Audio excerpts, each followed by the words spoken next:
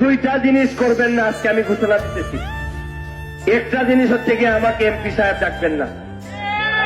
আমি আল্লাহর হস্তে চাই, আমি আল্লাহর হস্তে চাই।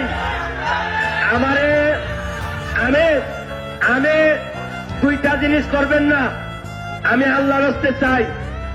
যারা আমার বড় সুমন ডাকবেন, যারা আমার ছোট ব্যারিস্টার ভাই সুমন ভাই যা মন ধরে ডাকবেন। এমপি এমপি আরেকটা জিনিস, আমি যত জায়গায় অতিথি হব, প্রধান অতিথি যদি আমার বানানো হয় এমপি হিসাবে, কোন জায়গায় আমার জন্য বড় চেয়ার বরাদ্দ করা যাবে না, আমি অলিখিত ভাবে বলেছিলাম।